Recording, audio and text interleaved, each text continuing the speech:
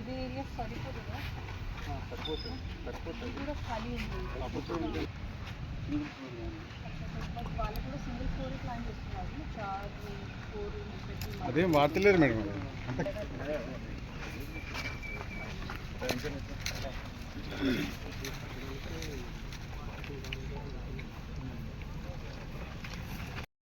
మాదేంటండి అంటే పిఎన్ మూర్తి అండి నా పేరు. మాది క్లాత్ స్టోరు.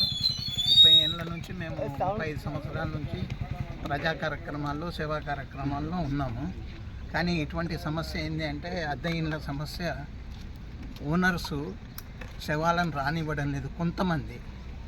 దానికి పరిష్కారంగా ఇక్కడ ఒక ట్రస్ట్, మా తాతగారు పుల్లూరు చారిటబుల్ ట్రస్ట్ ద్వారా అనిత మేడం గారి సహకారంతో ఇక్కడ మా ట్రస్ట్ మెంబర్లం మేము అందరం కలిసి బయట నుంచి డబ్బులతోటి కాకుండా మా సొంత డబ్బులతోటి ఇక్కడ వారికి సదుపాయం ఏర్పరిచి కూడా జాగా కేటాయిస్తే మేము దాన్ని నిర్మించి పబ్లిక్ ఉచితంగా కానీ నామినల్ రేట్లతో కానీ ఇచ్చి సేవ చేయాలనేది మాకు అనిపిస్తుంది.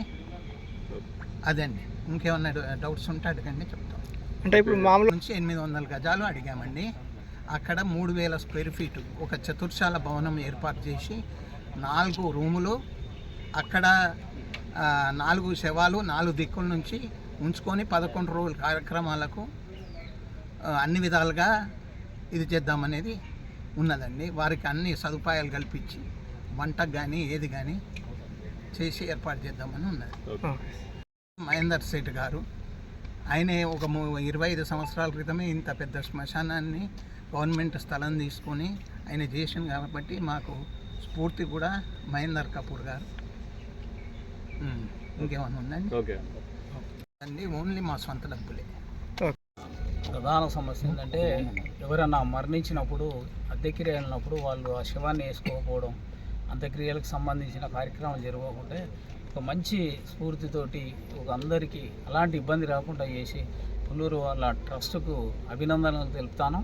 అదేవిధంగా గవర్నమెంట్ నుంచి కూడా ఆ భూమిని కేటాయించి దానికి సహకరించాలి. కేవలం ఇదేదో ట్రస్ట్ పెట్టి డబ్బులు వసూలు చేసుకునే ఆలోచన వాళ్ళకు లేదు. కేవలం సొంతంగా వాళ్ళకు వచ్చే వ్యాపారంలోనే సొంతంగా నిర్మించి ఇక్కడ ఉన్న ప్రజలకు వాళ్ళ శక్తి మేరకు సహకారం చేయాలనే మంచి దృక్పథం ఉన్నది. వాళ్ళందరికీ మేము మరొకసారి అభినందనలు తెలియజేస్తూ ప్రభుత్వం కూడా వాళ్ళు నేను అడిగిన భూమిని కూడా కేటాయిస్తూ ఉపయోగపడుతుంది అనేది మా అభిప్రాయం.